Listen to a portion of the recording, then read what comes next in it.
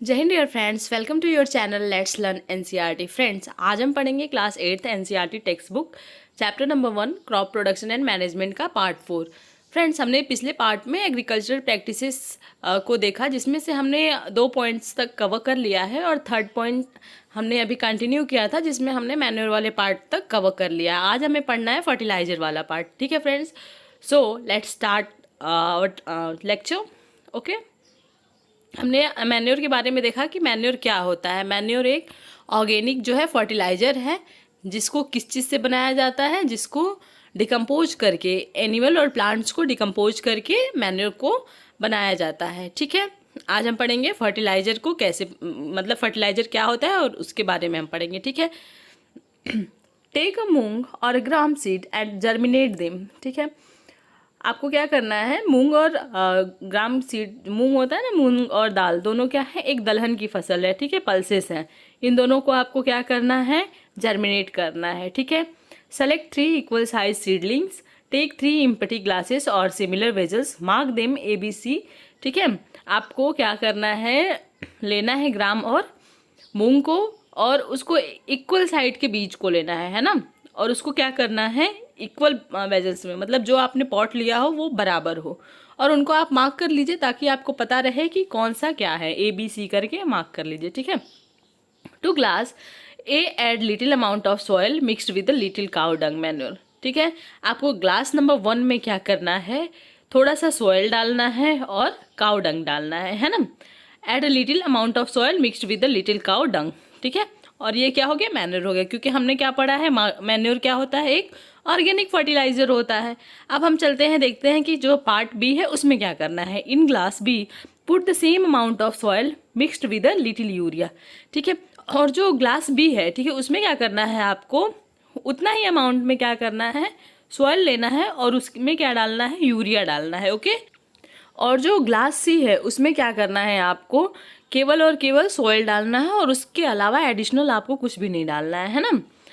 और उसके बाद now pour the same amount of water in each glasses and plant the seedling in them, keep them in a safe place and water them daily. ठीक है, और फिर उसके बाद आपको थोड़ा थोड़ा थोड़ा थोड़ा इक्वल अमाउंट में सारे में क्या करना है, पानी डालना है और फिर उनको छोड़ देना है। कितने दिनों तक के लिए, 7 से 10 दिनों तक के लिए उनको छोड़ देना है। फिर अब आप देखिए कि आपने क्या ऑब्जर्व किया। ठीक है, क्या जो सारे पॉट हैं सब में जो ग्रोथ हो रही है प्लांट की वो इक्वल है, या फिर जो प्लांट की ग्रोथ है वो सब में डिफर है। ठीक है, तो चलिए देखते हैं कि हमने क्या ऑब्जर्व किया। Did plant in all the glasses grow at the same pace which glass showed. वही है जो हमने अभी बोला कि क्या सब में इक्वल अमाउंट, जैसे कि जो प्लांट का ग्रो हो रहा है बराबर हो रहा है या फिर डिफर है। Better growth of a plant in which glass was the growth faster, और कौन से ग्लास में जो ग्रोथ है वो प्लांट की फास्टर हो रही है।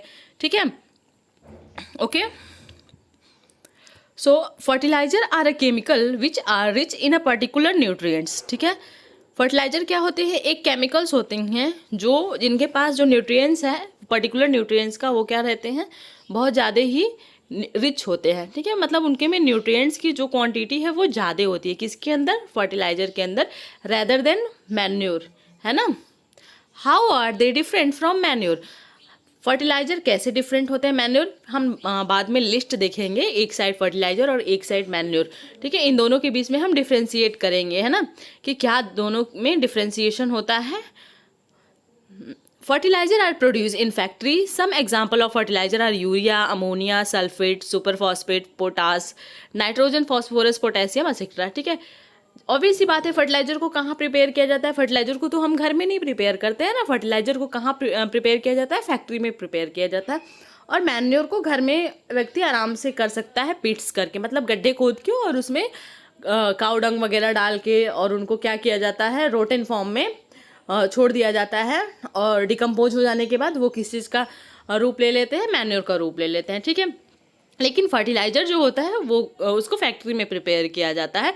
और फर्टिलाइज़र कौन कौन से होते हैं, उसमें क्या प्रेजेंट होता है, urea, ammonia, sulphate, super phosphate, potash. ठीक है, ये सब चीज़ें। देखिए, जो प्लांट के रूट के लिए कौन हेल्पफुल रहता है, नाइट्रोजन। नाइट्रोजन क्या करता है, प्लांट का जो रूट होता है उसको स्ट्रॉन्ग करता है ना। और वहीं पे जो फॉस्फोरस है, फॉस्फोरस जो रहता है वो प्लांट की ग्रोथ के लिए जो रहता है रिस्पॉन्सिबल रहता है, और पोटेशियम क्या करता है, जो प्लांट्स को स्ट्रेंथ प्रोवाइड करता है।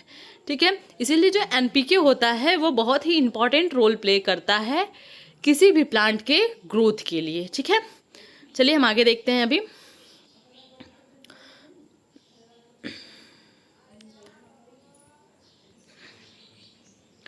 The use of fertilizer help farmer to get better yield of a crop such as wheat, paddy, मेज एक्सेट्रा। ठीक है, जो फर्टिलाइज़र का यूज़ किया जाता है वो क्या करता है, फार्मर को हेल्प करता है किस चीज़ में लिए, किस चीज़ के लिए, एक बेटर उपज के लिए। ठीक है, यील्ड मतलब क्या होता है, उपज। ठीक है, उपजाऊ है ना, कितना जो है, जो हमने प्लांट लगाया हुआ है कितना उससे प्रोडक्शन हो रहा है। ठीक है, तो फर्टिलाइज़र डालने से जो फार्मर होता है वो इतना एंश्योर कर सकता है कि जो हमारी क्रॉप है वो क्या होगी, अच्छी होगी। और एग्जांपल में यहाँ पे कुछ क्रॉप्स का नेम दिया हुआ है, वीट, पैडी, मेज, और भी बहुत सारे क्रॉप्स होते हैं। ठीक है, लेकिन यहाँ पे मोस्ट जो हमारे इंडिया में यूज़ किया जाता है और सबसे ज़्यादा जो प्रोडक्शन होता है वीट, पैडी का ही होता है, और सबसे ज़्यादा कंज्यूम भी किया जाता है लोगों के द्वारा, है ना। ऐसा कोई भी घर नहीं होगा जिसके यहाँ पे चावल और रोटी न बनता हो, है ना। दोनों में से एक न एक चीज़ तो बहुत ही आम बात है और सबके यहाँ पे बनता है। तो हम इसीलिए यहाँ पे ज़्यादा से ज़्यादा जब भी क्रॉप्स का नाम लिया जाता है तो वीट, पैडी और पल्सेस वगैरह का नाम लेते हैं, है ना। चलिए आगे चलते हैं। But excessive use of fertiliser has made the soil less fertile. अब ऑब्वियस सी बात है, किसी भी चीज़ का अगर हम एक्सेसिव यूज़ करते हैं तो वो हमारे लिए क्या रहता है, हार्मफुल होता है। अगर आप मेडिसिन ही ले रहे हो, अगर आप इक्वल अमाउंट में लो जितना आपको नीड है, तो वो क्या होता है, आपके लिए बेनिफिशियल होता है। लेकिन अगर आप एक्सेस किसी भी चीज़ का करते हैं तो वो क्या होता है, हमारे बॉडी के लिए हार्मफुल ही होता है। उसी तरह फर्टिलाइज़र का अगर एक्सेस अमाउंट में अगर कोई भी फार्मर अपने फील्ड में यूज़ कर रहे हैं तो क्या होता है, जो वो सॉइल है उस फील्ड की वो लेस फर्टाइल हो जाती है। Okay, fertiliser have also become a source of water population. Fertiliser भी एक सोर्स हो सकता है किस चीज़ का, वाटर पॉल्यूशन का। ठीक है, वाटर पॉल्यूशन मतलब जल प्रदूषण का, है ना। Therefore, in order to maintain the fertility of the soil, we have to substitute fertilizer with organic manure or leave the held or leave the field uncultivated in between two crops। ठीक है, देखिए लगभग जितने भी हमारे किसान भाई हैं वो क्या करते हैं, अपने फील्ड में फर्टिलाइज़र का यूज़ करते ही करते हैं। तो हम तो यूज़ करना नहीं छोड़ सकते, लेकिन हर एक प्रॉब्लम का एक हमें सब्स्टिट्यूट रखना पड़ता है। तो हमारी सॉइल जो है लेस फर्टाइल ना हो, इसके लिए एक सब्स्टिट्यूट है कि आप जो है फील्ड में जो मैन्योर फर्टिलाइज़र हैं आप उनका भी यूज़ करें। ठीक है, उनका भी यूज़ किया जा सकता है फील्ड को लेस फर्टाइल होने से बचाने के लिए। और सेकेंड थिंग, जब आप दो क्रॉप आप 1 ईयर में अगर उगा रहे हो तो 2 क्रॉप के बीच में क्या होना चाहिए, गैप होना चाहिए। अगर आप गैप मेंटेन करके चलेंगे फिर भी क्या होगा, आपका जो फील्ड है उसकी फर्टिलिटी जो है वो मेंटेन रहेगी। अगर ऐसा नहीं करते हैं तो फिर आपकी सॉइल जो है लेस फर्टाइल हो जाएगी, और जब लेस फर्टाइल हो जाएगी तो उसमें किसी भी क्रॉप का जो प्रोडक्शन होगा वो बेटर क्वालिटी और क्वांटिटी में नहीं हो पाएगा। तो ये है उसका substitute. Okay, the use of manure improve soil texture as well as it water retail. जब हम मैन्योर का यूज़ करते हैं ना तो मैन्योर क्या करता है, सॉइल का जो टेक्सचर है उसको मेंटेन किया रहता है, और जो सॉइल की कैपेसिटी होती है किस चीज़ का, वाटर को एब्जॉर्ब करने की, वो भी मेंटेन रहती है। It replenishes the soil nutrients, और वो सॉइल की जो न्यूट्रिएंट्स होती है उसको भी वो क्या करता है, बनाए रखता है। Another method of replenish the soil with nutrients is through crop rotation, है ना। और जो सेकेंड मेथड है वो क्या है, क्रॉप रोटेशन है, जिसके वजह से भी क्या हो सकता है, जो सॉइल की का न्यूट्रिएंट्स है वो क्या रहे, मेंटेन रहे। This can be done by growing different crop alternately. और ये किस तरह से होगा, जब किसी भी क्रॉप को अल्टरनेट वे में क्या किया जाए, ग्रो किया जाए। मीन्स ये है कि जैसे कि अभी आपने पैडी का क्रॉप लगाया हुआ है अपने फील्ड में, तो फिर क्या लगाइए, वीट का लगाइए, है ना। मतलब वैसे तो ऑब्वियस सी बात है कि जैसे जैसे सीज़न चेंज होता है हम उसके अकॉर्डिंग ही क्रॉप लगाते हैं। तो वही यहाँ पे बताया गया है, आप क्या कीजिए, क्रॉप का जो है अल्टरनेट वे में प्रोडक्शन कीजिए। कहाँ पे, फील्ड में। अल्टरनेट वे में कल्टीवेशन कीजिए, ठीक है, मतलब कि और दो क्रॉप के बीच में कुछ टाइम टेन्योर क्या कम कीजिए, है ना। ऐसा नहीं जैसे कि मेंटेन कीजिए, जैसे कि अभी आपने एक क्रॉप लगाया, फिर 1-2 महीने तक फील्ड को खाली छोड़ दिया, फिर उसके बाद क्या कीजिए, दूसरी क्रॉप आप लगाइए, है ना। ओके। ज़्यादातर ये देखा गया है कि जो नॉर्दर्न इंडिया के जो फार्मर होते हैं, ठीक है, वो क्या यूज़ करते हैं, लेग्यूमिनस प्लांट। लेग्यूमिनस मतलब दलहन की जो फसलें होती हैं ना, उनके में क्या रहता है, उनके रूट में राइजोबियम बैक्टीरिया होता है ना। वो ऑटोमेटिकली क्या करता है, नाइट्रोजन फिक्सेशन करता है। तो वो क्या करते हैं, जो नॉर्दर्न इंडिया के फार्मर होते हैं, एक सीजन में एज अ फोडर के रूप में क्या लगाते हैं, लेग्यूमिनस प्लांट का कल्टीवेशन करते हैं अपने फील्ड में। और सेकेंड सीजन में वीट का, है ना। वीट मतलब क्या होता है, गेहूं होता है। This help in the replacement of the soil with nitrogen. और ये क्या करता है, ये तरीका रिप्लेसमेंट करता है किस चीज़ का, सॉइल में नाइट्रोजन का, है ना। Replacement of the soil with nitrogen. Farmer are being encourage to adapt this practice. और ये भी क्या होता है, एक बेस्ट वे होता है अपने जो फील्ड को फुल न्यूट्रिएंट्स और उसके सॉइल को बनाए रखने के लिए। In the previous class, you have learned about rhizobium bacteria. These are present in the nodules of the root of a leguminous plant. They fix atmospheric nitrogen. Okay? आपने previous class मतलब 7th में पढ़ के आया होगा rhizobium bacteria के बारे में, ठीक है। वो क्या होता है, नाइट्रोजन फिक्सेशन प्लांट के रूट में, मतलब एटमॉस्फेरिक जो नाइट्रोजन होता है, उनका नाइट्रोजन फिक्सेशन कहाँ करता है, प्लांट्स के रूट में करता है। ओके, चलिए हम नेक्स्ट देखते हैं क्या है। और जो राइजोबियम बैक्टीरिया होता है वो कहाँ प्रेजेंट होता है, जो दलहन की फसल, ठीक है, जो लेग्यूमिनस प्लांट मतलब जो पल्सेस वाली फसल होती है, उनके नोड्यूल्स में प्रेजेंट होता है, ठीक है। नोड्यूल्स मतलब जो रूट होता है ना, वहाँ पे प्रेजेंट होता है। नेक्स्ट हम देखेंगे मैन्योर और फर्टिलाइजर के बीच में डिफरेंस क्या क्या होता है। Okay, fertiliser is manmade inorganic salt, है ना। जो फर्टिलाइजर क्या होता है, वो एक इनऑर्गेनिक सॉल्ट होता है, जिसको कहाँ बनाया जाता है, फैक्ट्री में बनाया जाता है, और ये मैनमेड होता है। लेकिन जो मैन्योर होता है, अदर साइड में हम मैन्योर की बात करें तो वो क्या होता है, नेचुरल सब्सटेंस होता है by the decomposition of cattle dungs and plant residues, ठीक है। जो मैन्योर का प्रोडक्शन किया जाता है वो कैसे किया जाता है, डिकम्पोजिशन ऑफ कैटल डंग्स और प्लांट रेसिड्यूज। रेसिड्यूज का मतलब होता है अवशेष, ठीक है, जो प्लांट्स के अवशेष रहते हैं, और जो कैटल का डंग होता है, कैटल मतलब जितने भी जो एनिमल्स होते हैं, ठीक है, उनको हम कैटल बोल सकते हैं, ठीक है। उनका जो डंग होता है, उनका डिकम्पोजिशन करके मैन्योर का क्या किया जाता है, प्रोडक्शन किया जाता है। Fertiliser is prepared in factory. Obvious सी बात है, फर्टिलाइजर को कहाँ प्रिपेयर किया जाता है, लेकिन जो मैन्योर है उसको कहाँ पे प्रिपेयर किया जा सकता है, फील्ड में किया जाता है ना। Fertiliser does not provide any humus to the soil, manure provide a lot of humus to the soil, ठीक है।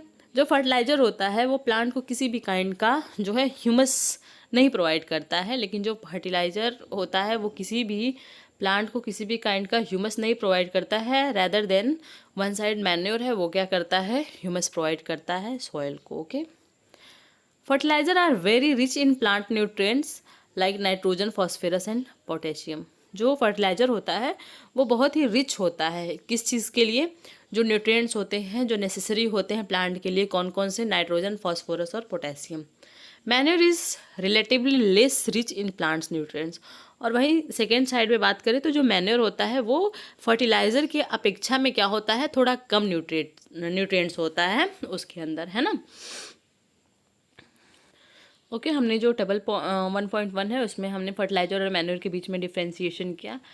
अब जो सेकंड टॉपिक है वो एडवांटेज ऑफ मैन्योर, ठीक है। मैन्योर के फ़ायदे क्या क्या होते हैं। The organic manure is considered better than fertiliser. This is because जो ऑर्गेनिक मैन्योर होता है वो फर्टिलाइजर से बेहतर इसीलिए माना जाता है क्योंकि जो मैन्योर के अंदर जो होता है, मैन्योर अगर फील्ड में डाला जाता है तो जो फील्ड के जो सॉयल है उसकी वाटर होल्डिंग जो कैपेसिटी है वो क्या हो जाती है, इन्हेंस हो जाती है, ठीक है, मतलब बढ़ जाती है। और जो मैन्योर होता है वो क्या करता है, जो सॉयल के अंदर पोरस होता है ना, पोरस मतलब छिद्र, उसका क्या करता है, निर्माण करता है, जिसकी वजह से क्या होता है, जो एक्सचेंज ऑफ गैसेस है, मतलब आसानी से जो सॉयल है वो आसानी से एक्सचेंजेस ऑफ गैसेस कर सकती है ना। और it increase the number of friendly microbes. और मैन्योर क्या करता है, हम जानते हैं कि जो अर्थवॉर्म वगैरह होते हैं, जितने भी माइक्रोब्स होते हैं वो क्या होते हैं, फार्मर के बेस्ट फ्रेंड होते हैं, और मैन्योर से ये क्या होते हैं, जेनरेट होते हैं, इनका डेवलपमेंट होता है, लेकिन ऐसा फर्टिलाइज़र से नहीं होता है। और last, it improve the texture of the soil. सबसे मेन क्या करता है मैन्योर, जो सॉइल का टेक्सचर होता है उसको क्या किया रहता है, मेंटेन किया रहता है और हमेशा सुधारता ही रहता है। ठीक है, एग्रीकल्चरल प्रैक्टिसेस का अब हम 4th पॉइंट पढ़ेंगे, लेकिन जो टेक्स्ट बुक में दिया है 1.6 दिया है। Irrigation, all living being need water to live, water is important for proper growth and development. जितने भी लिविंग ऑर्गेनिज्म हैं सबको पानी की ज़रूरत होती है, किस चीज़ के लिए, अपने डेवलपमेंट के लिए। Water is observe by the plant root, water किसके द्वारा ऑब्जर्व किया जाता है, प्लांट्स के रूट के द्वारा ऑब्जर्व किया जाता है। Along with water, minerals and fertiliser और also observe, plants contain nearly 90% water. और पानी के साथ ही जितने भी जो मिनरल्स होते हैं, फर्टिलाइज़र होती हैं, वो प्लांट्स के रूट के द्वारा एब्जॉर्ब कर ली जाती है। और अप्रॉक्स 90% जो वाटर है वो किया जाता है प्लांट्स के द्वारा कंज्यूम, है ना। मतलब एक प्लांट को 90% वाटर की आवश्यकता होती है और वो क्या करता है, 90% वाटर अपने पास कंटेन करके रखा होता है। Water is essential because germination of seed does not take place under dry condition, है ना। और वाटर जो है किसी भी जो सीड्स है उसके लिए बहुत नेसेसरी होता है, क्योंकि बिना पानी के किसी भी सीड का जर्मिनेशन इम्पॉसिबल है ना। Nutrients dissolve in water are transported to each part of the plant, और जो न्यूट्रिएंट्स हैं जो डिजॉल्व किया गया है वाटर के साथ, वो क्या होता है, ऑब्जॉर्ब तो रूट के द्वारा ही किया जाता है, लेकिन प्लांट के हर पार्ट में क्या होता है, ट्रांसफ़र होता है। हमने पिछले लेक्चर्स में नहीं, पिछले क्लास में पढ़ के आए होंगे जाइलम और फ्लोएम के प्रोसेस को, है ना। एक क्या करता है, जितने भी न्यूट्रिएंट्स और मिनरल होते हैं ऊपर ले जाता है, और एक जो रहता है वेजल्स, वो क्या करता है, जो फूड प्रिपेयर हो चुका होता है फोटोसिंथेसिस के प्रोसेस के बाद, उसको क्या करता है, रूट तक पहुंचाता है और ब्रांचेस में भी पहुंचाता है। ये दो क्या होती हैं, वेजल्स होती हैं प्लांट की, जो ट्रांसपोर्टेशन में हेल्प करती हैं। Okay, water also protect the plant from both frost and hot air curtains, ठीक है, करेंट्स। ठीक है, जो पानी रहता है वो क्रॉप को बचाता भी है, किस चीज़ से, जो फ्रॉस्ट होता है, फ्रॉस्ट और करेंट्स दोनों से बचाता है। फ्रॉस्ट का मतलब होता है ठंड, ठीक है। जो वाटर रहता है वो प्लांट को फ्रॉस्ट से बचाता है और हॉट एयर से भी बचाता है। Okay, to maintain the moisture of the soil for healthy crop growth, field have to be watered regularly. और एक हेल्दी क्रॉप ग्रोथ के लिए फील्ड को हमेशा, जो फील्ड है उसमें हमेशा पानी देते रहना चाहिए। Okay, the supply of water to crops at a regular interval is called irrigation. और अगर पूछे कि व्हाट इज़ इरिगेशन, अगर आपसे पूछा जाए कि इरिगेशन क्या होता है, तो पानी के रेगुलर सप्लाई को किस चीज़ के लिए, क्रॉप के कल्टीवेशन के लिए, ठीक है, उसको हम क्या बोलते हैं, इरिगेशन बोलते हैं। ठीक है, मतलब कि समय समय पर जो खेत में पानी देने को ही हम क्या बोलते हैं, इरिगेशन बोलते हैं। The time and frequency of irrigation varies from crop to crop, soil to soil and season to season. ठीक है, ऐसा नहीं है कि अगर जितना ही पानी ब्लैक सॉयल वाले क्षेत्र में दिया जा रहा है, जो उसमें क्रॉप का कल्टीवेशन किया जा रहा है, उतना ही आप एलुवियल सॉयल के लिए भी यूज़ करेंगे, नहीं। जो अमाउंट ऑफ वाटर होता है वो सॉइल के अकॉर्डिंग और सीज़न के अकॉर्डिंग और क्रॉप के अकॉर्डिंग क्या होता है, वेरीज करता है। मतलब अलग अलग क्रॉप को अलग अलग सॉइल में रहता है, अलग अलग अमाउंट में क्या किया जाता है, पानी दिया जाता है उनके नीड के according. In summer the frequency of watering is higher, obvious सी बात है, गर्मी के दिनों में सबको प्यास लगती है, उसी तरह प्लांट्स को भी लगती है ना। तो वहाँ पे क्या होता है कि गर्मी के मौसम में जो प्लांट्स का कल्टीवेशन किया जाता है, उनको जो वाटर की नीड होती है वो ज़्यादा होती है। वाई इज़ इट सो, अब ऐसा क्यों, ऑब्वियस सी बात है, could it be due to the increase rate of evaporation of water from the soil and leave. ठीक है, और ये इसीलिए होता है क्योंकि जो रेट होता है इवापोरेशन का वो क्या होता है, बढ़ जाता है, और water from the soil and the leaf, और जो पानी होता है वो क्या होता है, इवापोरेट हो जाता है, कहाँ से, सॉइल से भी और लीफ से भी।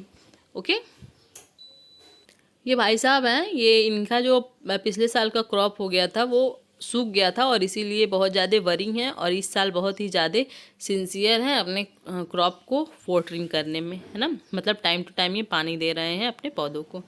Source of irrigation, second topic है हमारा source of irrigation. The source of water for irrigation are wells, tubewells, ponds, lake, river, dam and canals, है ना। जो इरिगेशन के स्रोत हैं वो क्या क्या हैं? कुएँ हैं, ट्यूबवेल्स हैं। ट्यूबवेल्स एक ऐसा टैंक टाइप का स्ट्रक्चर होता है, ठीक है। और ponds, lakes, river, dams and canals, ठीक है। ये सब क्या है? इरिगेशन के सोर्सेस हैं। अब हम देखेंगे कि ट्रेडिशनल मेथड ऑफ इरिगेशन क्या होता था और क्या होता है। The water available in wells, lakes and canal is lifted up by different method in different region for taking it in to the field, ठीक है। जो ट्रेडिशनल मेथड होता था उसमें क्या किया जाता था, अलग अलग तरीके से जो पानी होते हैं कुएं में, तालाब में और नहरों वगैरह में, उनको ऊपर किया जाता है और फिर उनको कहाँ डाला जाता है? फील्ड में डाला जाता है, ओके। किसी भी मेथड से क्या किया जाता है? उनको ऊपर किया जाता है। पानी को ऊपर लाने के लिए डिफरेंट डिफरेंट मेथड का यूज़ किया जाता है, ठीक है। जैसे यहाँ पे मोट का यूज़ किया गया है। मोट मतलब वेल में एक ऐसा दोनों साइड से वुड का स्ट्रक्चर लगा के बीच में रॉड लगा के एक गोल सा लगा दिया जाता था, पहिए टाइप का स्ट्रक्चर, और उसमें जो रोप होता है ना उसको बांध दिया जाता था, और रोप को एक जो एंड होता था उसको हाथ से पकड़ लिया जाता था, और एक एंड में जो बकेट वगैरह रहता था उसको लगा के रोप को नीचे छोड़ दिया जाता था, और वहाँ से फिर पानी को लेके फील्ड वगैरह में या फिर अपने यूज़ के लिए लोग करते थे, अपने डेली यूज़ के लिए भी लोग यूज़ करते थे, ओके। कैटल और human labour is use in these method, और इस मेथड के लिए जो हुआ है, जो ट्रेडिशनल मेथड ऑफ इरिगेशन होता था, इसमें ह्यूमंस और कैटल्स दोनों का प्रयोग किया जाता था, मतलब जानवरों का भी और आदमी का भी यूज़ किया जाता था, है ना। So these method are cheaper but less efficient, this very traditional ways are, ठीक है। जो ये मेथड होते थे वो बहुत ही सस्ते होते थे, मतलब चीप होते थे, लेकिन बहुत ज़्यादा कम फ़ायदेमंद होते थे। अब जैसा अगर अभी का जो टाइम चल रहा है, ठीक है, मॉडर्न टाइम में हम मशीन का यूज़ करते हैं, ठीक है, टेक्नोलॉजी का यूज़ करते हैं, तो काम क्या होता है, थोड़ा कॉस्टली होता है, लेकिन समय और जो काम की क्वालिटी होती है, वर्क की जो क्वालिटी होती है वो गुड होती है और सेटिस्फैक्ट्री रहती है। लेकिन पहले के टाइम पे ऐसा नहीं था, ठीक है। अब व्यक्ति है, लेबर है और एनिमल है, वो क्या है, थक जाते हैं, और अगर व्यक्ति जब थके हुए व्यक्ति से काम करवाया जाए तो वो एक अच्छे से, जितना एक जो अभी थका व्यक्ति नहीं है उससे काम करवाया जाए, वो उसके अपेक्षा में वो कम काम करेगा, है ना। यहाँ पे कुछ वे दिए हुए हैं। पहला क्या है, मोट। मोट मतलब पुली सिस्टम होता था। यहाँ पे ये पुली लगाया जाता था और इसमें रोप लटका के एक साइड में बकेट और एक साइड में पकड़ के हाथ से खींचा जाता था। दूसरा चेन पंप, ठीक है, चेन पंप ऐसा होता था, ठीक है। देख रहे हैं यहाँ पे ये ऊपर क्या है, ये ऊपर क्या है, ऐसा एक स्ट्रक्चर बनाया गया है, ठीक है, और इसमें चेन लगा हुआ है, और वो यहाँ पे ये देखिए आप यहाँ देख सकते हैं कैसे ये चेन पंप के थ्रू क्या किया जा रहा है, पानी निकाला जा रहा है। और यहाँ पे जो फोर्थ है वो क्या है, ढेकली सिस्टम, और ये राहत सिस्टम, ठीक है, लेबर सिस्टम भी इसको बोला जाता है, राहत सिस्टम को, ओके।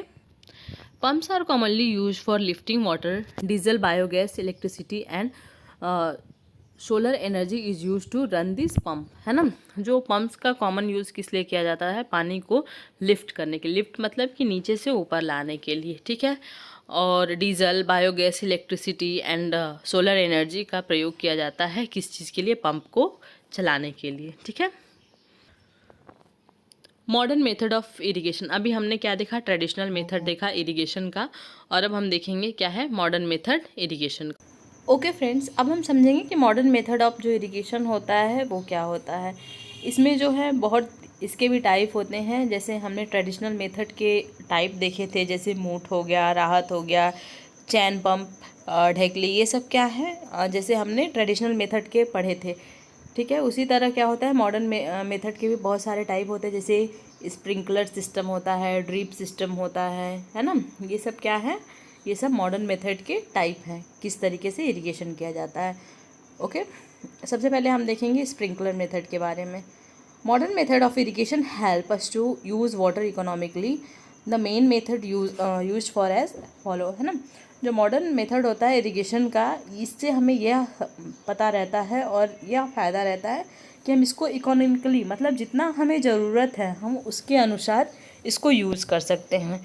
फर्स्ट हम पढ़ेंगे स्प्रिंकलर मेथड। ठीक है, स्प्रिंकलर मेथड में क्या होता है, जैसे कि एक परपेंडिकुलर पाइप जो रहता है उसको लगा दिया जाता है कहाँ पे, फील्ड पे, है ना, और वहाँ पे नोज़ल होता है ना, जैसे बंद करने और खोलने वाला नोज़ल टाइप का, ठीक है, तो वो लगा दिया जाता है। उससे क्या होता है कि जब हमें पानी की ज़रूरत नहीं होती है तब हम उस नोज़ल को क्या करते हैं, क्लोज़ कर देते हैं, और जब ज़रूरत होती है तो ओपन कर देते हैं। ठीक है, this system is more useful on the uneven land where sufficient water is not available. और ये जो है स्प्रिंकलर सिस्टम, ये बहुत ही ज़्यादा बेनिफिशियल और यूज़फुल होता है उस जगह पे जहाँ पे पानी की क्या हो, अवेलेबिलिटी कम हो। Okay, the perpendicular pipes having rotating nodes on top are joined to the main pipeline at regular interval, है ना।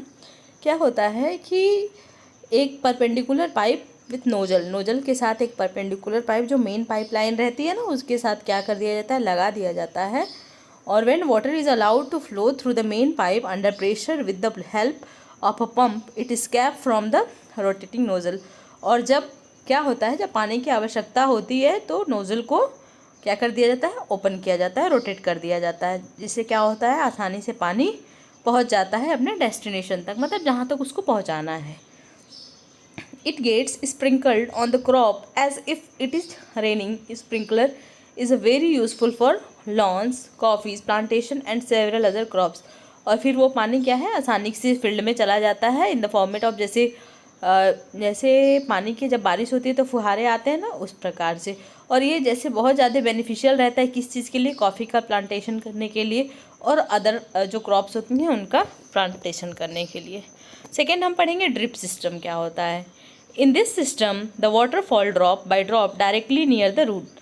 और जैसे हमने जो स्प्रिंकलर सिस्टम होता है उसमें क्या होता है, यहाँ पे आप देख सकते हैं, देखिए ये कैसा है, स्प्रिंकलर सिस्टम है, मतलब यहाँ पे नोज़ल लगा हुआ है ना, ये देख रहे हैं आप, यहाँ पे क्या लगा हुआ है, नोज़ल लगा हुआ है, ये मेन पाइप है और ये क्या है, परपेंडिकुलर पाइप है। तो जब चाहिए होता है तो नोज़ल को क्या कर दिया जाता है, घुमा दिया जाता है, जिससे क्या होता है, पानी पहुंच जाता है। लेकिन जो ड्रिप सिस्टम होता है उसमें एकदम जो प्लांट का रूट होता है वहाँ पे पानी पहुंचाया जाता है ना। So it is called drip system, मतलब कि एकदम जैसे कि हम अपने हाथ से अपने घर के जो छोटे छोटे प्लांट्स रहते हैं ना, फ्लावर्स के जो डेकोरेशन वाले प्लांट रहते हैं, उनको जैसे हम हाथ से पानी देते हैं, समझ सकते हैं कि उसी हिसाब से ड्रिप सिस्टम यूज़ किया जाता है ना। डायरेक्ट जाके प्लांट्स के रूट में क्या किया जाता है, पानी दिया जाता है। It is the best technique for watering fruits plant, garden and trees. और ये क्या होता है, ज़्यादा कहाँ यूज़ होता है, जैसे कि गार्डनिंग के लिए यूज़ होता है और फ्लावर्स वगैरह को पानी देने के लिए, जैसे हम अपने घर में करते हैं ना, उसको हम ड्रिप सिस्टम बोलते हैं। What is not wasted at all, it is boon in regions where availability of water is poor. ठीक है, और ये चीज़ें वहीं पे अप्लाई की जाती हैं जहाँ पे बहुत ज़्यादा ही स्थिति ख़राब हो वाटरिंग की, ठीक है, पानी की बहुत ज़्यादा अवेलेबिलिटी क्या हो, कम हो, वहाँ पे ये सारी चीज़ें यूज़ की जाती हैं। ठीक है, अब हम नेक्स्ट पढ़ेंगे प्रोटेक्शन फ्रॉम वीड्स, है ना, जो अनवांटेड प्लांट होते हैं उनसे कैसे अपने पौधों को बचाया जाए। Boojho and Paheli went to nearby wheat field and saw that there were some other plants in the field growing along with wheat plants. पूछो और पहेली कहाँ जाते हैं, फील्ड में जाते हैं, और वो देखते हैं कि जो ओरिजिनल प्लांट है उसके साथ क्या है, कुछ कुछ अनवांटेड प्लांट क्या हो रहे हैं, ग्रो हो रहे हैं। Have these other plants been planted purposely. फिर उनको समझ में आता है क्या, मतलब ये सच्ची में जो अनवांटेड प्लांट हैं जो मेन प्लांट के साथ निकल रहे हैं, उनको नहीं पता था कि अनवांटेड प्लांट है, हमें तो पता है ना वीड्स का मतलब होता है अनवांटेड प्लांट। तो वो सोचते हैं कि क्या इनको सही में किसी पर्पज़ से उगाया गया है, क्योंकि जो अनवांटेड प्लांट होते हैं वो मेन प्लांट से क्या होते हैं, थोड़े डिफरेंट होते हैं। Okay, in a field many other undesirable plants में grow naturally along with the crop. अब ये जैसे कि ये क्या है, नेचुरल प्रोसेस है कि अच्छाई के साथ बुराई हमेशा रहती है, ठीक है, ऐसे हम मान लेते हैं। ठीक है, तो उसी तरह क्या होता है, मेन प्लांट्स के साथ वीड्स का ग्रो होना नेचुरल है। ठीक है, ये कोई हैरानी वाली बात नहीं है। This undesirable plants are called weeds, और जो अनडिज़ायरेबल प्लांट्स होते हैं उनको हम वीड्स बोलते हैं। ठीक है, वीड्स मतलब अनवांटेड प्लांट, ठीक है, मतलब जिस प्लांट की हमें ज़रूरत नहीं है और जिसको हमने अपने इच्छा से नहीं कल्टीवेट किया है ना। The removal of weeds is called weeding, और जो अनवांटेड प्लांट होते हैं उनको निकालने की प्रोसेस को हम क्या बोलते हैं, वीडिंग बोलते हैं। Weeding is necessary since weeds compete with the crop plants for water, nutrients, space and light. और वीडिंग क्या है, बहुत ज़्यादा नेसेसरी हो जाता है फील्ड में जब हम क्रॉप को कल्टीवेट करते हैं, क्योंकि क्या होता है कि जब मेन प्लांट को न्यूट्रिएंट्स दिया जाता है, वाटर दिया जाता है, इरिगेशन किया जाता है, मतलब जो भी चीज़ें एक मेन प्लांट के लिए की जाती हैं वो सारी मेन प्लांट को बहुत ज़्यादा सफिशिएंट नहीं मिल पाती हैं, क्योंकि उनके साथ वीड्स मतलब जो अनवांटेड प्लांट है वो भी रहते हैं। तो दोनों में क्या हो जाता है, बट जाता है, चीज़ें क्या होती हैं, बट जाती हैं। इसीलिए जो मेन प्लांट है वो अच्छे से ग्रो नहीं कर पाता है, इसीलिए हमें वीडिंग करना बहुत ज़्यादा नेसेसरी हो जाता है। और इसीलिए जो फार्मर होते हैं वो वीडिंग के लिए पेस्टिसाइड्स वगैरह का यूज़ करते हैं। Okay, thus they affect the growth of the crop. Some weeds interfere even harvesting and may be poisonous for animal and human being। ठीक है, तो ऐसा हम बोल सकते हैं कि जो कुछ बीजें होती हैं वो क्या करती हैं, पॉइजनस भी होती हैं, जहरीली भी होती हैं एनिमल्स और ह्यूमन बींग दोनों के लिए। और कुछ ऐसी होती हैं कि कटाई के टाइम पे भी क्या करती हैं, इंटरफेयर करती हैं। ठीक है, हो सकता है कि उनको हम अच्छे से निकाल ना पाए हों फील्ड से, क्योंकि अगर बहुत ज़्यादा मतलब ऐसे बोल सकते हैं ना कि बहुत ज़्यादा ग्रुप में अगर कहीं पे वीड्स हो जाए और या फिर मेन प्लांट से एकदम लगी हो तो ये डर रहता है कि मेन प्लांट्स भी हमारा ख़राब हो जाएगा, इसीलिए हम क्या करते हैं, छोड़ देते हैं कभी कभी। तो वो हार्वेस्टिंग में भी क्या करती हैं, हमें प्रॉब्लम फेस कराती हैं वो वीड्स। और कुछ तो ऐसी हैं कि पॉइजनस भी होती हैं हेल्थ के लिए, ह्यूमन और एनिमल्स दोनों के। Farmer adopt many ways to remove weeds and control their growth. Tilling before sowing of a crop help in uprooting and killing of weeds, which may then dry up and get mixed with the soil। है ना, जो farmer हैं वो बहुत सारे तरीके अपनाते हैं वो वीड्स को, जो वीड्स की ग्रोथ हो रही है उसको ख़त्म करने के लिए। जो टीलिंग मतलब जब हम सोइंग करते हैं, बिफोर सोइंग सीड हम टीलिंग करते हैं। टीलिंग मतलब खेतों की जुताई करना, है ना। तो उससे भी क्या होता है, जो वीड्स के रूट होते हैं उनको रूट को अपरूटिंग कर दिया जाता है, मतलब उनके रूट्स को जड़ से निकाल दिया जाता है बाय टिलिंग के प्रोसेस के थ्रू, जिससे क्या होता है, जो वीड्स होते हैं वो ख़त्म हो जाते हैं और फिर वो सूख के मिक्स हो जाते हैं फील्ड के सॉइल के साथ। The best time for the removal of weeds is before they produce flowers and seeds. और एक वीड्स को फील्ड से निकालने का सबसे जो सही तरीका है वो तब है जब जो वीड्स वो है वो अभी तक वो किसी भी काइंड का फ्लावरिंग नहीं किया हो, मतलब वो अभी अच्छे से ग्रो नहीं हुआ हो। अगर अच्छे से ग्रो नहीं होगा तो फ्लावर्स नहीं हो गए उसके, तो उसी टाइम सबसे सही तरीका होता है किसी भी वीड को रिमूव करने का। The manual removal include physical removal of weeds by uprooting और cutting them close to the ground from time to time. और जो मैनुअल होता है, मैनुअल मतलब एक होता है जैसे कि कोई भी चीज़ मशीनरी से करना, ठीक है, मशीन वगैरह का यूज़ करके, और एक होता है मैनुअल मतलब बाय हैंड। तो बाय हैंड भी वीडिंग की जाती है, उनके जड़ से हाथ से उनके जड़ को उखाड़ के फेंक देना। ठीक है, ये क्या है, मैनुअल मेथड है किस चीज़ का, वीडिंग का। और ये हमारे जो फार्मर भाई हैं वो क्या करते रहते हैं, मैनुअल मेथड वीडिंग का। This is done with the help of खुरपी। और ये चीज़ जो मैनुअल है वो किस चीज़ से, खुरपी के हेल्प से की जाती है। ठीक है, क्योंकि जो खुरपी जो टूल्स है उसको किसी भी कल्टीवेटर या फिर कल्टीवेटर मतलब जो ट्रैक्टर होता है ना उसको कल्टीवेटर बोलते हैं, तो बिना किसी कल्टीवेटर के यूज़ से किया जाता है। ये क्या होती है, हाथ से इसको यूज़ किया जाता है ना। जैसे ये सिकल है ना, आप सिकल देख रहे हो ना, तो सिकल हार्वेस्टिंग के लिए यूज़ किया जाता है, उसी तरह जो खुरपी है वो डिगिंग के लिए यूज़ किया जाता है। A seed drill is also use to uproot weeds. जो सीड ड्रिल्स होता है ना, सीड ड्रिल्स मतलब जिससे जो अभी जो मॉडर्न टेक्नोलॉजी होती है सोइंग के लिए सीड ड्रिल्स का यूज़ किया जाता है ना, तो सीड ड्रिल्स भी हेल्पफुल होती है क्या करने के लिए, वीडिंग के लिए। वीडिंग मतलब जो अनवांटेड प्लांट है उनको अप्रूट्स करने के लिए। Weeds are also controlled by using certain chemicals called weedicides, है ना। जो वीड्स हैं उनको ख़त्म करने के लिए कुछ केमिकल्स का भी यूज़ किया जाता है, जिनको हम क्या बोलते हैं, वेडिसाइड्स बोलते हैं, लाइक 2,4-D। और यहाँ पे एक एग्जांपल दिया गया है, 2,4-D क्या है, एक वेडिसाइड्स है और जिसका यूज़ किया जाता है वीडिंग के लिए। These are spread in the field to kill the weeds, और इनका क्या किया जाता है, छिड़काव किया जाता है फील्ड में, किस लिए, वीड्स को निकालने के लिए, कहाँ से, क्रॉप के जो फील्ड है वहाँ के उसके अंदर से। They do not damage the crop, और जो वीडीसाइड्स होता है इसकी एक खासियत होती है कि ये जो क्रॉप्स होते हैं उनको बिना डैमेज किए वीड्स का रिमूवल करता है। The weedicides are dilute with water to the extent required and sprayed in the field with a sprayer। जो वीडीसाइड्स होते हैं इनको क्या किया जाता है, पहले पानी में मिला के डाइल्यूट किया जाता है, क्योंकि ये केमिकल होते हैं और ये बहुत ज़्यादा स्ट्रॉन्ग नहीं बोल सकते, लेकिन ये स्ट्रॉन्ग होते हैं। तो किसी भी चीज़, कोई भी चीज़ स्ट्रॉन्ग हो तो उसको डाइल्यूट वाटर के साथ डाल के किया जाता है ना। डाइल्यूट मतलब उसको बेसिक इन नेचर बनाया जाता है, ठीक है। और उसका जो पीएच होता है वो 7 से क्या कर दिया जाता है, बढ़ा दिया जाता है, क्योंकि जो 7 से कम के जो पीएच होते हैं उनका नेचर क्या होता है, एसिडिक होता है।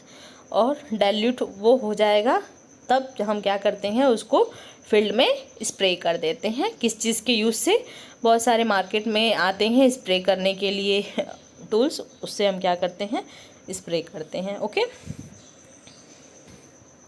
यहाँ पे आप देख सकते हैं कि हमारे किसान भाई हैं वो क्या कर रहे हैं, स्प्रेयर का यूज़ करके क्या कर रहे हैं, वेडीसाइड्स कर रहे हैं, है ना। देखिए यहाँ पे। Okay, do weedicides have any effect on the person handling the weedicide sprayer.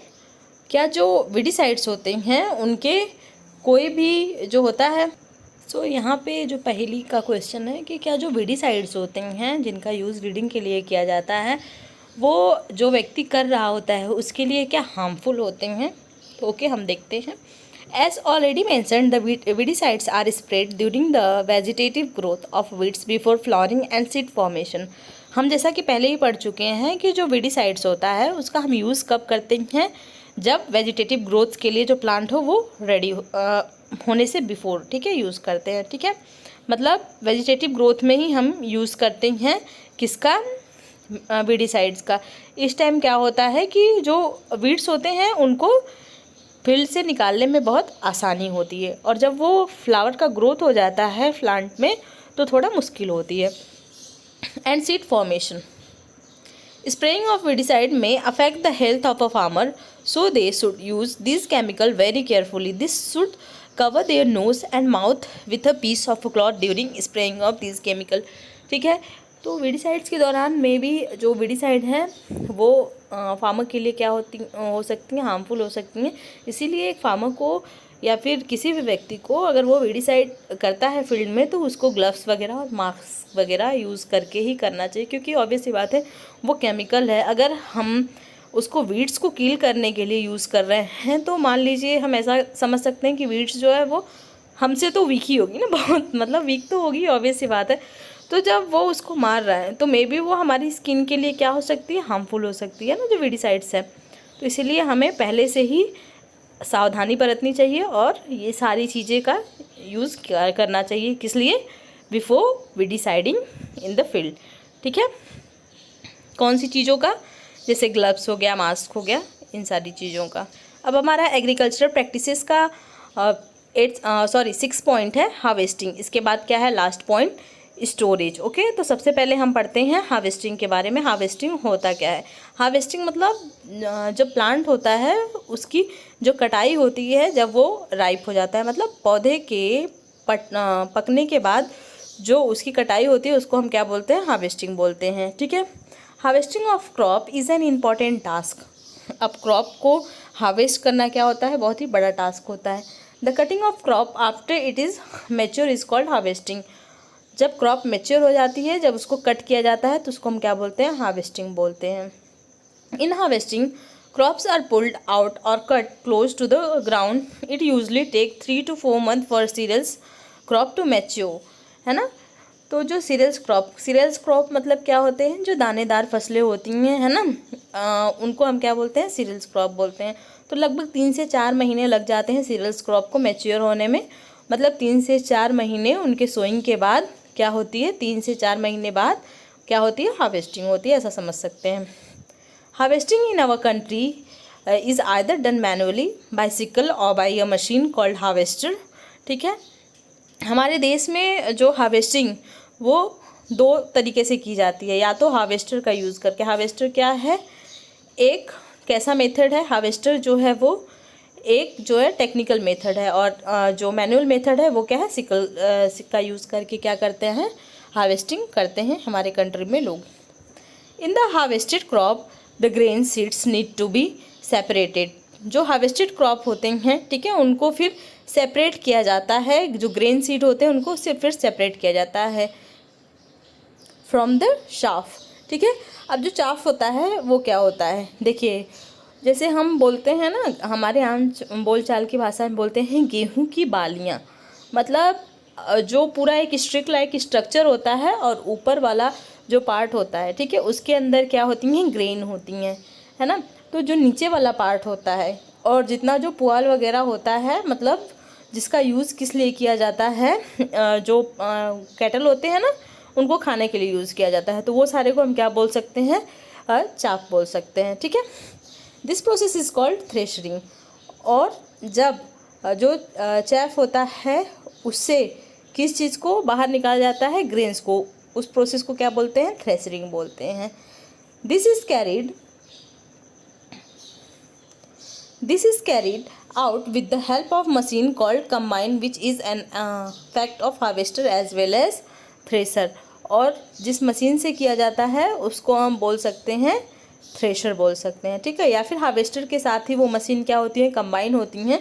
तो जैसे अगर हम हार्वेस्टर से जब हार्वेस्ट करते हैं क्रॉप को, तो जो हमें ग्रेन्स होता है वो डायरेक्टली मिल जाता है, क्योंकि हार्वेस्टर के अंदर ही जो थ्रेशर होता है वो लगा होता है ना।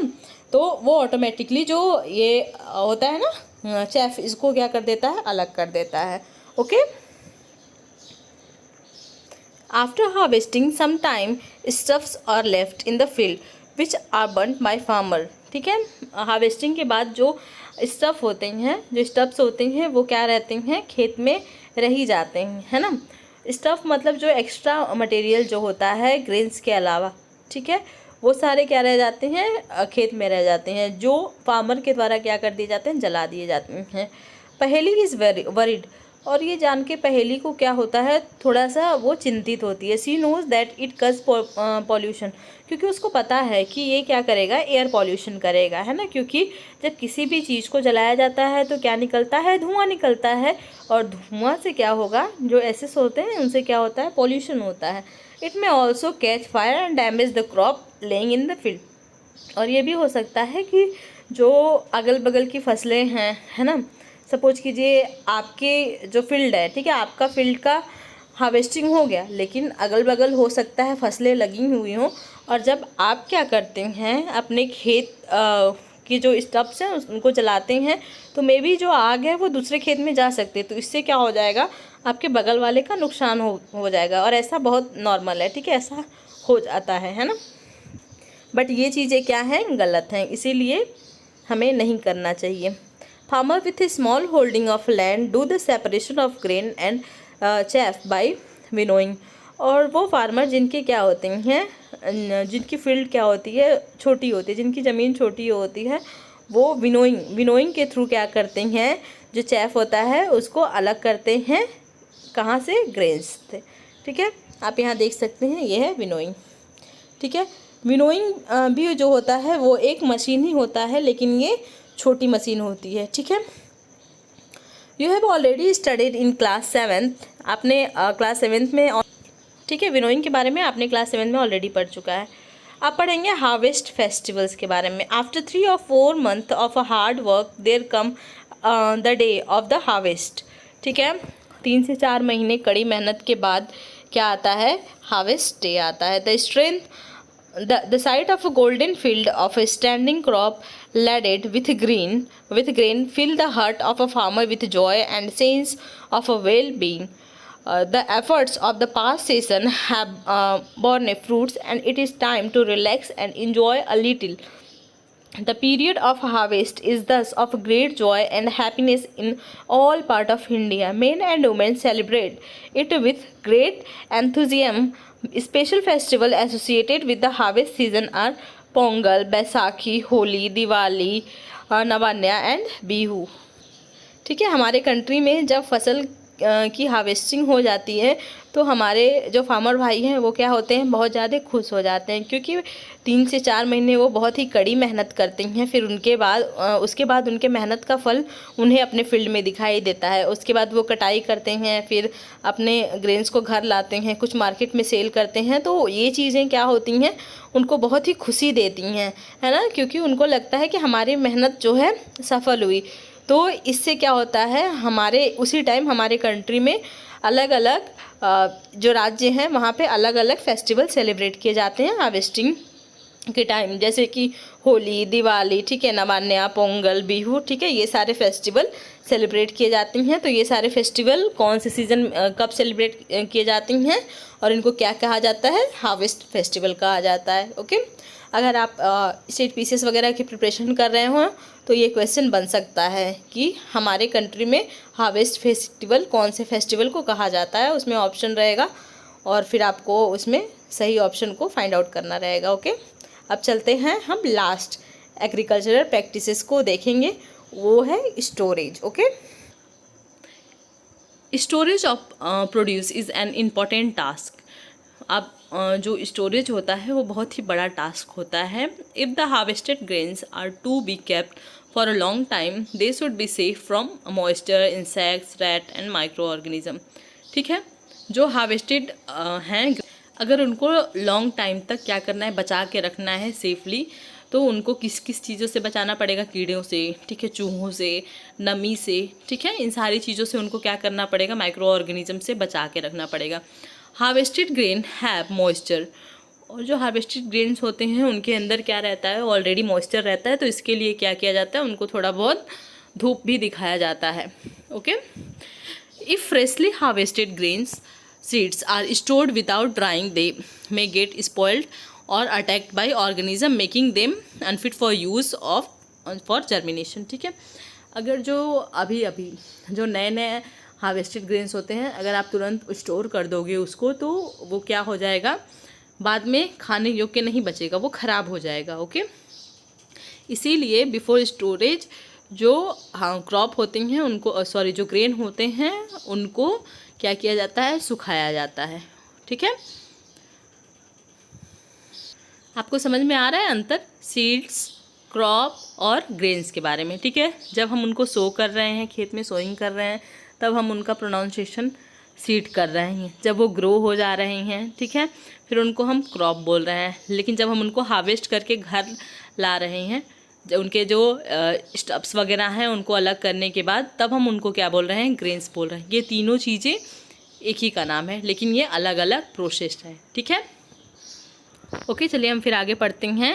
Hence before storing them the grains are properly dried the sun to reduce the moisture in them, this prevent the attack by insect, pest, bacteria and fungi.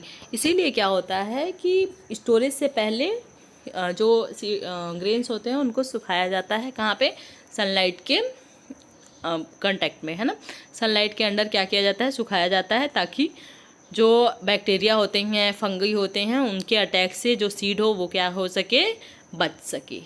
I saw my mother putting some dried neem leaves in an iron drums containing wheat, I wondered why. ठीक है, अब पहेली ने अपनी mummy को देखा कि जो ड्रम्स वगैरह होते हैं ना, ये क्या किए जाते हैं, स्टोरेज के लिए। तो उनकी मम्मी ने कुछ नीम की पत्तियाँ क्या की, वो उस ड्रम में डाला और इन्होंने देखा और इनको क्या हुआ, आश्चर्य हुआ। ठीक है, तो आखिर उनकी मम्मी ने नीम की पत्तियाँ क्यों डाली ड्रम में। ठीक है, आप लोग भी सोचिए, आप लोग के भी घर में ऐसा होता है क्या। ओके, सो आप लोग भी, जो पहेली ने क्वेश्चन पूछा है, क्या आप लोग को भी इससे आश्चर्य होता है। अगर होता है तो अच्छी बात है। जो इसका आंसर है वो क्या है कि जब हम नीम का पत्ते, ठीक है, नीम के पत्ते का हम यूज़ करते हैं, तो नीम क्या होती है, एक एंटीबायोटिक है ना। तो वो क्या करती है, इंसेक्ट्स को के अटैक को, इंसेक्ट से अटैक ना हो हमारी ग्रेन, इससे क्या प्रोवाइड करती है, वो प्रोटेक्शन प्रोवाइड करती है, नीम लीफ। इसीलिए हम नीम लीफ का यूज़ करते हैं, किस लिए, जब हम स्टोरेज करते हैं अपने ग्रेन्स का। ओके, हम चलते हैं नेक्स्ट। यहाँ पे आप देख सकते हैं ये सब क्या है, सिलोज हैं, है ना, सिलोज।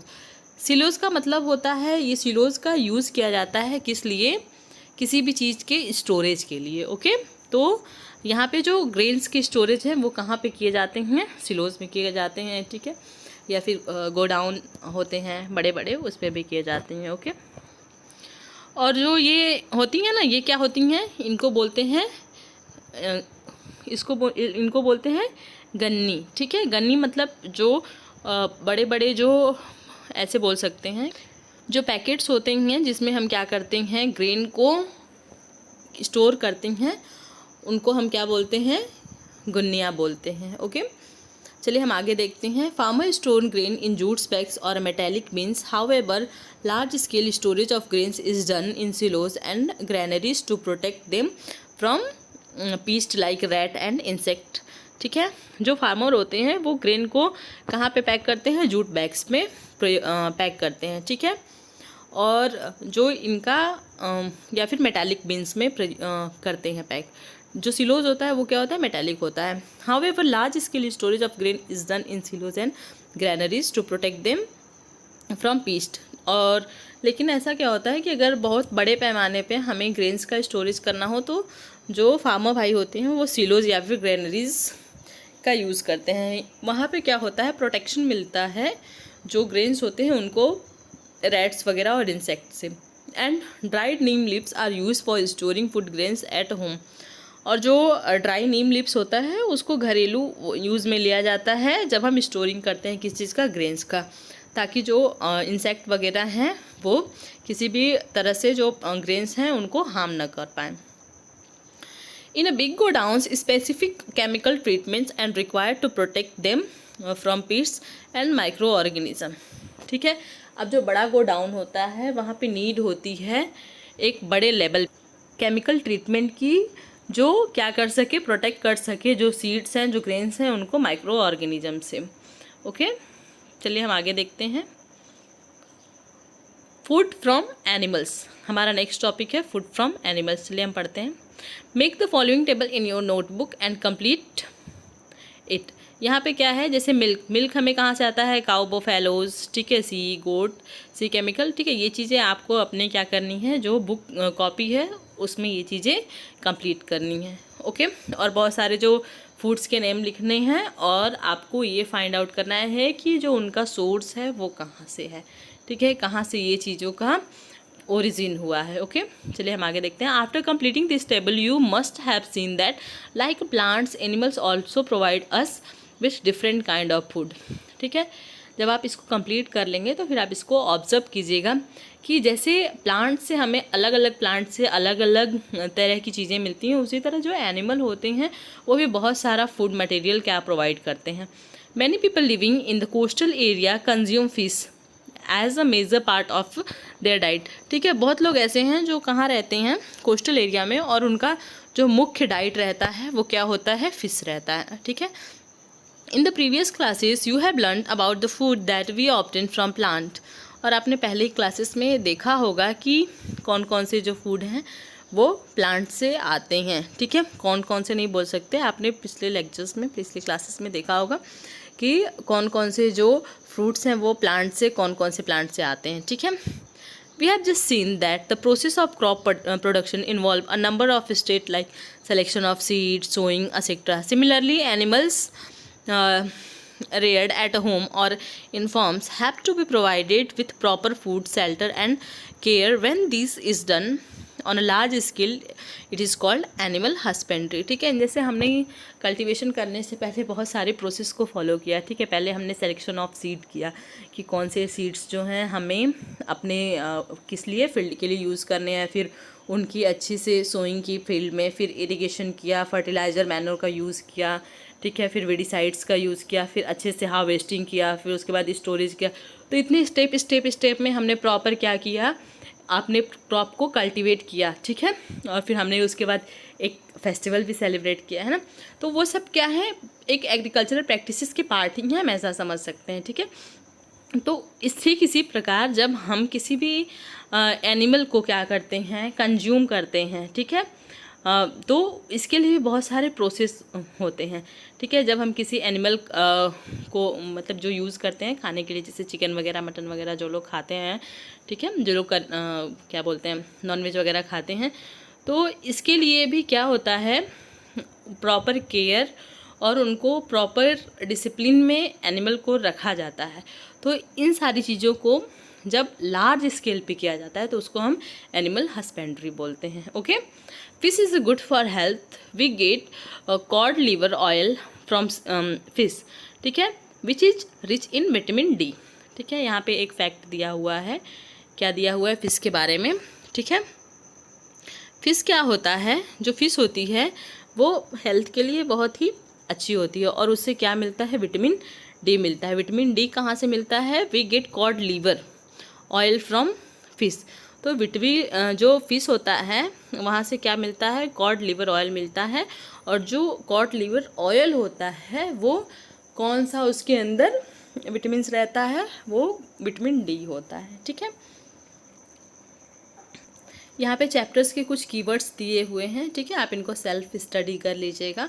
और हमने ये चीज़ें यहाँ पे सीखी। ठीक है, क्या क्या सब सीखा, एग्रीकल्चर प्रैक्टिसेस सीखा, फिर यहाँ पे कुछ क्रॉप है, फिर स्टोरेज, थ्रेसिंग, वीड्स क्या होता है, वीडिंग क्या होता है, विनोइंग क्या होता है। विनोइंग समझे ना आप, विनोइंग क्या होता है, जब थ्रेसिंग किया जाता है कोई जिनके जो फार्मर जिनके कम लैंड हो और उन्होंने क्या किया हो, कल्टीवेशन किया हो क्रॉप का, तो वो अपने क्रॉप से जो स्टफ्स वगैरह होते हैं, जो एक्स्ट्रा मटेरियल होते हैं, अपने ग्रेन को सेपरेट करने के लिए वो विनोइंग के प्रोसेस के थ्रू करते हैं। ओके, और नीचे एक्सरसाइजेस दी हुई हैं। एक्सरसाइजेस आपको टेलीग्राम चैनल पे ऑलरेडी अपलोडेड हैं।